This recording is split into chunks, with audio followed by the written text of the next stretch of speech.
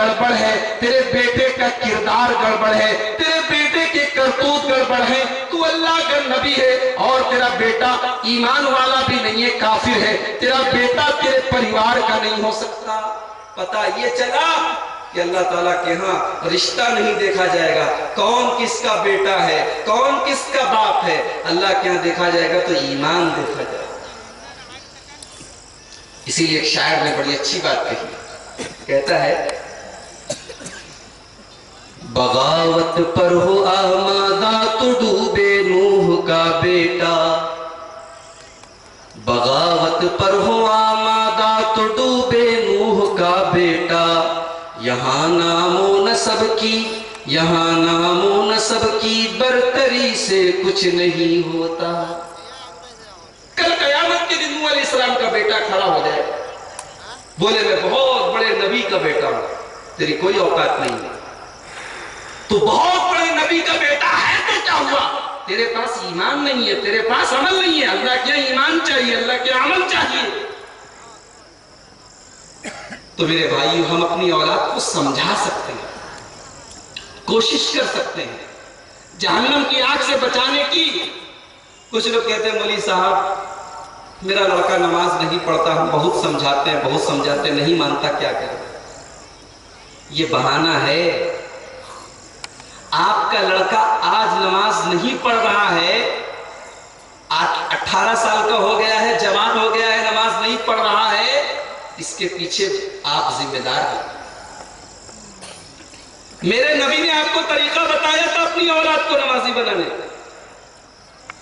اللہ کے پیارے نبی ارشاد فرماتے ہیں مروا اولادکم بالصلاۃ وهم ابناء 7 سنین، تمہارے بچے جب 7 سال کے ہو جائیں، 7 ایئرس کے ہو جائیں، 7 سال کے ہو جائیں، تو تم اپنے بچوں کو نمازی بناؤ، انہیں نماز کا حکم دو، انہیں اپنے ساتھ مسجد میں لے کے جایا کرو۔ وَاضْرِبُوهُمْ عَلَيْهَا، اور جب تمہارے بچے 10 سال کے ہو جائیں اور پھر بھی نماز نہ پڑھے تو مارو۔ ایک بات بتائیے، کامن سینس کی بات پوچھ رہا ہوں، 10 سال کا بچہ بالغ ہوتا ہے کہ نابالغ ہوتا ہے؟ بولو، نابالغ ہوتا ہے۔ 10 سال کا بچہ نابالغ ہوتا ہے، کنفرم بات ہے نابالغ۔ کوئی ریئر کوئی بچے کو داڑھی موچ وغیرہ نکل جائے وہ بالغ ہو جائے الگ بات ہے، ورنہ جنرلی عام طور سے 10 سال کا بچہ نابالغ ہوتا ہے۔ سوال یہ ہے کہ جب بچہ 10 سال کا نابالغ ہے اور ہماری شریعت یہ کہتی ہے کہ بالغ ہونے کے بعد شریعت کے تمام احکام بچے کے اوپر بالغ ہونے کے بعد اپلائی ہوتے ہیں، جب تک بچہ نابالغ ہے شریعت کا کوئی حکم اس کے اوپر فرض نہیں ہے، تمام چیزیں فرض کب ہوں گی جب بالغ ہو جائے۔ تو سوال یہ ہے کہ 10 سال کا بچہ تو بھی نابالغ ہے، اگر وہ نماز نہیں پڑھ رہا ہے تو اللہ کے رسول مارنے کا حکم کیوں ہے؟ اللہ کے نبی صلی اللہ علیہ وسلم 10 سال کے بچے کو مارنے کا حکم اس لیے دے رہے ہیں کہ جب آپ اپنے بچے کو 7 سال کی عمر سے نماز کے لیے اپنے ساتھ لے کے جائیں گے، اس میں گرمی کا موسم بھی آئے گا، جاڑے کا موسم بھی آئے گا، برسات کا موسم بھی آئے گا، اس میں مئی اور جون کی گرمی بھی ہوگی، اس میں نومبر دسمبر اور جنوری کا جاڑا بھی ہوگا۔ ہر موسم میں ہر حالات میں آپ اپنے بچے کو نماز کے لیے لے کر جائیں گے۔ آپ کا بچہ صبح 4 بجے جب فجر کی اذان ہوگی آپ اٹھائیں گے، اپنے بچے کو مسجد میں لے کے جائیں گے۔ دوپہر کے ٹائم آپ کا بچہ آرام کر رہا ہے، آپ اپنے بچے کو اٹھا کے ظہر کی نماز پڑھنے لے کر جائیں گے۔ آپ کا بچہ اسکول سے آیا ہے، تھکا رہا ہے، لیکن آپ پرواہ نہیں کریں گے، عصر کی اذان اگر ہو چکی ہے تو آپ اس کو مسجد میں لے کر جائیں گے۔ 7 سال سے لے کر جب 10 سال تک لگاتار 3 سال تک آپ اپنے بچے کو نماز کی پابندی کرائیں گے، نماز کے لیے لے کر جائیں گے۔ تو اس کے بعد اگر بچہ نماز چھوڑے گا تو اس کا مطلب کہ وہ لاپرواہی کر رہا ہے، وہ سستی کر رہا ہے، کیونکہ 3 سال میں نماز کی عادت پڑ گئی ہوگی۔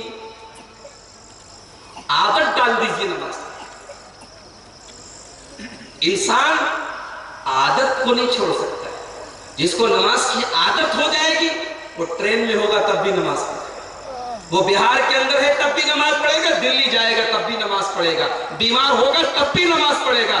انسان اپنی عادت نہیں چھوڑ سکتا ہے۔ اللہ کے نبی فرما رہے ہیں 7 سال سے لے کے 10 سال تک اپنے بچوں کو نماز کی عادت ڈلوائیں۔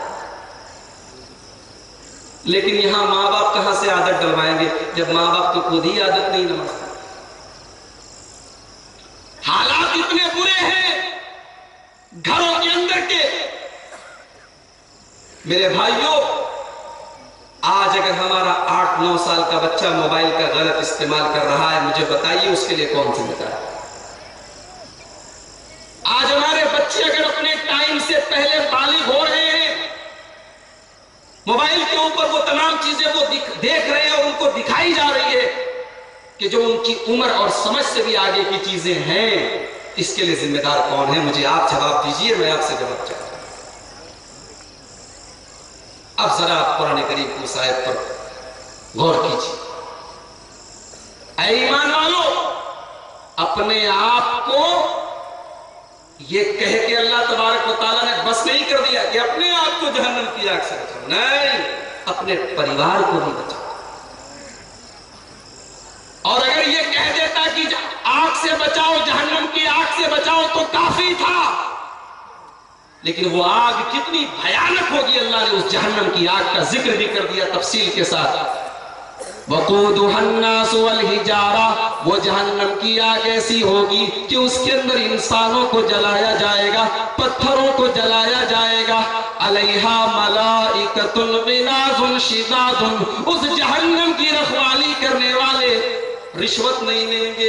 دنیا میں جیل کے باہر پولیس والے رشوت لے سکتے ہیں، لیکن جہنم کی رکھوالی کرنے والے جو فرشتے ہوں گے وہ کبھی رشوت نہیں لیں گے، وہ بڑے سخت ہوں گے، بڑے ٹائٹ ہوں گے۔ تو اپنے گھر کو اسلامی کیسے بنائیں؟ سب سے پہلا کام ہمیں اس چیز کے لیے جو کرنا ہے وہ یہ ہے کہ ہم اپنے گھر میں ایک نیک گھر والی لے کر، گھر کو اسلامی بنانا ہے، ایک اچھی گھر والی ہے۔ ماں باپ اپنے لڑکے کے لیے رشتہ دیکھنے جا رہے ہیں، رشتہ دیکھنے کے بعد ماں کہتی ہے لڑکی تو اچھی ہے، پڑھی لکھی بھی ہے، لیکن ماں باپ تھوڑے غریب لگ رہا ہے جہیز زیادہ نہیں ملے گا۔ ماں باپ اپنے لڑکے کے لیے رشتہ دیکھ کر آئے، کمنٹ ہو رہا ہے لڑکی اچھی ہے، تھوڑی ناک جو ہے چپٹی ہے، تھوڑا کلر ڈاؤن ہے، تھوڑی سانولی ہے، تھوڑی لمبی ہے، تھوڑی ناٹی ہے، تھوڑے بال چھوٹے ہیں، تھوڑا یہ ہے، تھوڑا وہ ہے۔ کبھی آپ نے سنا رشتہ تو بہت اچھا ہے لیکن لگ رہا ہے کہ لڑکی دیندار نہیں؟ کبھی آپ نے سنا کہ بہت اچھی لڑکی ہے، پڑھی لکھی ہے لیکن نمازی نہیں؟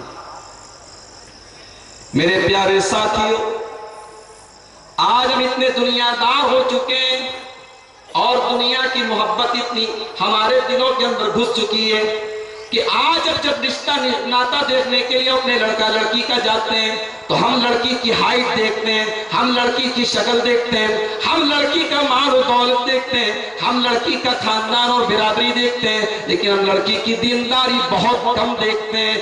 دینداری کا نمبر سب سے آخر میں آتا ہے۔ اللہ کے نبی کیا فرماتے ہیں؟ بخاری کی روایت ہے، تنکح المرأۃ لاربع لمالها ولحسبها وجمالها ولدینها۔ جب کوئی لڑکی شادی کی جاتی ہے، جب کسی لڑکی کا نکاح کیا جاتا ہے تو 4 چیزیں لڑکی کے اندر دیکھی جاتی ہیں۔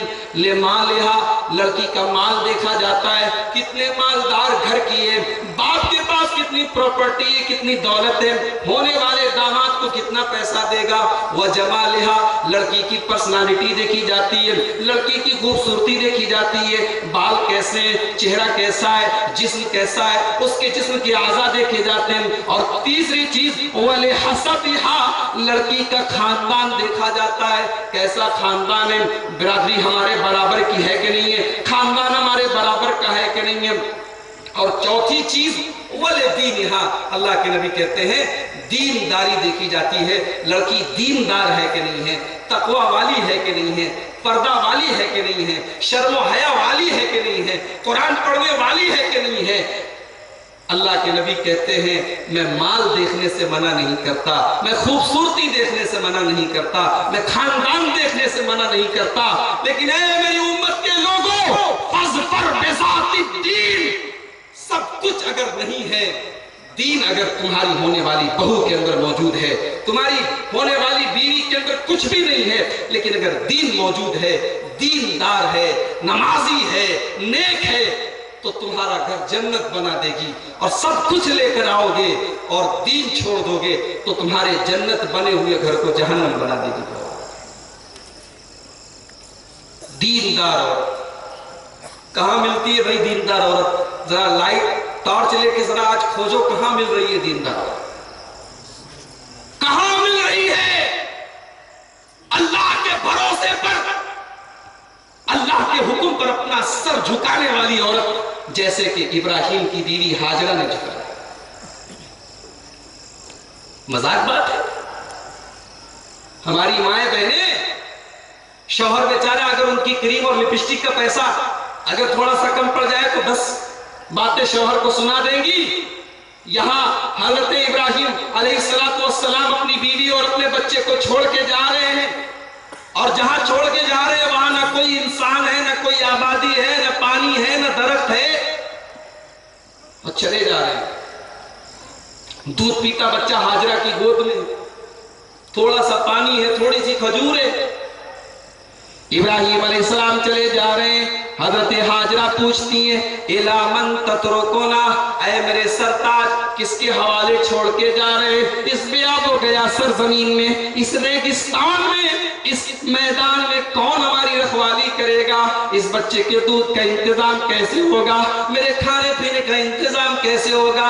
اے میرے شوہر آپ جا رہے ہیں لیکن کچھ بتا بھی نہیں رہے، کس کے سہارے چھوڑ کے جا رہے، کس کے حوالے چھوڑ کے جا رہے؟ ابراہیم علیہ السلام آسمان کی طرف نظر اٹھاتے ہیں، حضرت ہاجرہ سمجھ جاتی ہیں، کہتی ہے اللہ امرک بہذا، اے میرے سرتاج کہیں ایسا تو نہیں کہ اللہ تعالیٰ کا امتحان ہے، اللہ نے آپ کو حکم دیا ہے کہ اپنے بیوی بچوں کو ایک امتحان میں ڈال دیجئے؟ حضرت ابراہیم کہتے ہیں کہ ہاں اے میری بیوی، یہ اللہ کی طرف سے امتحان ہے، اللہ نے ہمیں اس امتحان میں ڈالا ہے۔ حضرت ہاجرہ جب یہ سن لیتی ہے کہ اللہ کی طرف سے امتحان ہے، او میری پیاری ماں بہنوں، ذرا ہاجرہ کا ایمان تو دیکھو، ذرا اللہ کے اوپر ان کا بھروسہ تو دیکھو، ذرا ان کا ایمان تو دیکھو۔ حضرت ہاجرہ کو جیسے ہی پتا چلا کہ اللہ کی طرف سے امتحان ہے، فوراً کیا کہتی ہے؟ اِذَن لَا يُزَيِّعُنَ اللَّهُ أَبَدًا، اے میرے سرتاج اگر یہ اللہ کا حکم ہے، اگر یہ اللہ کی طرف سے امتحان ہے تو آپ شوق سے جہاں جانا چاہے چلے جائیں، اللہ تعالیٰ ہمیں برباد نہیں کرے گا، اللہ ہمیں ختم نہیں کرے گا۔ کہاں ہے ایسی عورتیں؟ کہاں ہے ایسی عورتیں؟ شوہر نماز نہ پڑھے تو کہہ دے کہ اگر تم نماز نہیں پڑھو گے تو میں تمہارے ساتھ نہیں ہوں۔ کہاں ہے ایسی عورتیں؟ شوہر اگر بلو فلم دیکھے اور دکھائے تو کہہ دے کہ میں تمہارے ساتھ نہیں رہوں گی اگر تم یہ گندا کام کرو۔ کہاں ہے ایسی عورتیں جو اپنے شوہر سے دینداری کا کام کروائیں، شوہر کو غلط کام سے روکیں، شوہر کے دین کے کاموں میں شوہر کا سپورٹ کرے، شوہر کی مدد کرے؟ کہاں ہے خدیجہ کے جیسی مائیں، خدیجہ کے جیسی بیویاں؟ ذرا یاد کرو وہ منظر، غار ہیرا میں اللہ کے نبی کے اوپر جب قرآن کی پہلی 5 آیتیں نازل ہوئی اور اللہ کے نبی صلی اللہ علیہ وسلم گھبرائے آتے ہیں، گرمی کا موسم ہے لیکن اللہ کے نبی کو جاڑا لگ رہا ہے، اللہ کے نبی کہتے ہیں اے خدیجہ مجھے جلدی سے کمبل اڑا دو، جلدی سے مجھے چادر اڑا دو۔ حضرت خدیجہ کمبل لا کے اڑا دیتی ہیں، اللہ کے نبی کہتے ہیں اے خدیجہ آج میں روزانہ کی طرح جب غار ہیرا میں گیا اللہ کی عبادت کرنے کے لیے تو ایک فرشتہ میرے پاس آیا، اس نے مجھے زور سے پکڑ کے دبایا اور اس نے اقرا بسم ربک الذی خلق جو 5 آیتیں قرآن کی اتری اس نے مجھے سنائی اور اس نے کہا ہے کہ اللہ نے مجھے اپنا نبی بنا دیا ہے۔ اے خدیجہ اتنی بڑی ذمہ داری اپنے کندھے پر اٹھانے کی طاقت میں اپنے اندر نہیں پاتا ہوں، اے خدیجہ مجھے ڈر لگ رہا ہے کہیں میں مر نہ جاؤں، کہیں میری موت نہ ہو جائے۔ شوہر کے اوپر ذمہ داری کا بوجھ پڑ رہا ہے۔ غور کرو میرے پیارے ساتھیوں، اس موقع پر ایک بیوی کا رول کیا ہو سکتا ہے؟ वफादार बीवी का रोल क्या हो सकता है, जरा हज़रत खदीजा को देखो। अल्लाह के नबी तो घबराए हुए हैं, अल्लाह के नबी तो ये फरमा रहे हैं कि खदीजा मुझे ये डर है कहीं मेरी मौत ना हो जाए। हजरत खदीजा जवाब देती हैं, ऐ मेरे सरताज, ऐ मेरे शौहर, ऐ मोहम्मद इब्न अब्दुल्ला, मैंने आपकी बड़ी खूबियां देखी है, मैंने ऐसे ही आपसे शादी नहीं की है। इन्नका तहमिलुल कल्ला, आप तो गरीबों के मावा हैं, आप तो बेवाओं के मलजाए, आप तो यतीमों के सरपराह फेरते हैं, आप तो बेकसों के सहारा हैं, आप तो मेहमानों की मेहमान नवाजी करते हैं, आप गरीबों का साथ देते हैं, आप लोगों को रहने का ठिकाना देते हैं, आप हमेशा सही मामले में लोगों का साथ देते हैं। ऐ मेरे सरताज, अगर अल्लाह ने आपको अपना नबी बनाया है तो अल्लाह ये जिम्मेदारी भी आपसे पूरी करवाएगा। ला युज़य्युकल्लाहु अबदा, ला युख़ज़ीकल्लाहु अबदा, अल्लाह कभी आपको जलील नहीं कर सकता। ऐ मेरे सरताज, अल्लाह कभी आपको रुसवा नहीं कर सकता। कहाँ है ऐसी बीवियां, कहीं मिले तो मुझे भी बताओ मेरे साथ। आज अगर अपने घर को इस्लामी घर बनाना है तो मेरी प्यारी माओ बहनों, आज ऐसी औरतों की जरूरत है, आज घर को ऐसी घरवालियों की जरूरत है। ओ दुनिया में दौलत जमा करने वालों, ओ अपनी तिजोरी में पैसा इकट्ठा करने वालों, ओ बैंक बैलेंस बनाने वालों, आओ जरा तुम्हें तुम्हारे नबी की एक हदीस सुना देता हूं। दुनिया की सबसे कीमती दौलत क्या है, दुनिया का सबसे बड़ा बैंक बैलेंस क्या है, दुनिया की सबसे कीमती दौलत क्या है? अल्लाह के नबी इरशाद फरमाते हैं, अद्दुनिया कुल्लुहा मताउन, दुनिया तो पूरी की पूरी फायदा उठाने की चीज है। व खैरु मताई दुनिया अलमरअतुस सालिहा, लेकिन पूरी दुनिया के अंदर सबसे कीमती दौलत अगर कोई है तो नेक औरत है। नेक औरत को घर में लेकर आओ। एक हदीस में अल्लाह के नबी फरमाते हैं, तीन चीजें अगर किसी के पास जमा हो जाएं, तीन चीजें अगर किसी के पास मौजूद हैं तो वो दुनिया का बहुत बड़ा खुशनसीब आदमी है। आपने फरमाया, लियत्तखिज़ अहदुकुम क़ल्बन शाकिरा, अगर किसी के दिल के अंदर अल्लाह ताला शुक्र पैदा कर दे, दिल के अंदर शुक्र का जज्बा पैदा कर दे, वह क़ल्बन व लिसानन ज़ाकिरा, और अल्लाह किसी की जुबान को अपने जिक्र से तर कर दे, अल्लाह के जिक्र से जुबान तर हो जाए, वह ज़ौजतन मोमिनतन तुईनुहु अला अम्रिल आखिरा, और अगर अल्लाह किसी को नेक बीवी दे दे, नेक औरत दे दे जो दीन के कामों में उसकी मदद करे, तो उससे बड़ा खुश नसीब आदमी कोई नहीं है। एक और हदीस सुन लीजिए, बहुत प्यारी हदीस है, और इस हदीस को सुनने के बाद जरा सा हम सब अपने अपने घर का जायजा लें कि क्या हमारे घर में ऐसी फैमिली पाई जाती है क्या? अबू दाऊद शरीफ की रिवायत है, अल्लाह के प्यारे नबी इरशाद फरमाते हैं, रहीमल्लाहु रजुलन काम मिनल लैली, अल्लाह की रहमत नाजिल होती है उस मर्द के ऊपर जो रात में उठकर तहज्जुद की नमाज पढ़ता है, लेकिन अकेले नहीं पढ़ता है। वह अयक़ज़म रातहु, अपनी बीवी को, अपनी घरवाली को भी उठाता है, उठो मेरी मोहतरमा, उठो मेरी अहलिया, उठो मेरी शरीके हयात, चलो तुम भी मेरे साथ तहज्जुद पढ़ो। अगर बीवी उठने से मना कर देती है, इनकार कर देती है, नज़ह फी वजहिल मा, तो उसके चेहरे पर पानी डाल देता है, उसको उठाता है और अपने साथ तहज्जुद की नमाज पढ़वाता है। ओ लोगों, तुम फिल्म देखने जाते हो तो बीवी को लेकर जाते हो, तुम घूमने जाते हो तो बीवी को लेकर जाते हो, तुम हराम काम करने जाते हो तो बीवी को लेकर जाते हो। ओ लोगों, कभी तहज्जुद के लिए अपनी बीवी को उठा लिया करो, कभी तहज्जुद भी अपनी बीवी के साथ में पढ़ लिया करो। उसके बाद अल्लाह के नबी फरमाते हैं, व रहीमल्लाहु इम्रातन, और अल्लाह की रहमत नाजिल होती है ऐसी औरत के ऊपर, कामत मिनल लैल, जो रात में उठकर तहज्जुद की नमाज पढ़ती है, व अयक़ज़त ज़ौजहा, और अपने शौहर को भी उठाती है, अपने मियाँ को भी उठाती है, अपने पति को भी उठाती है, और अगर उसका शौहर इनकार कर देता है, नज़हत फी वजहिल मा, तो अपने शौहर के ऊपर पानी डालकर उठाती है, लेकिन उसको भी तहज्जुद पढ़वाती है।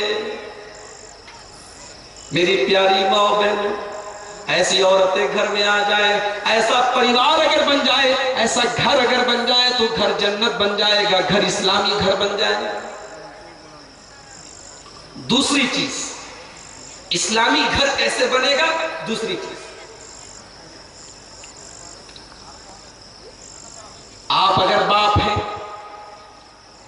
اولاد کی ذمہ داری آپ کے اوپر ہے، اولاد اگر غلط راستے پر جا رہی ہے آپ نگرانی کیجیے۔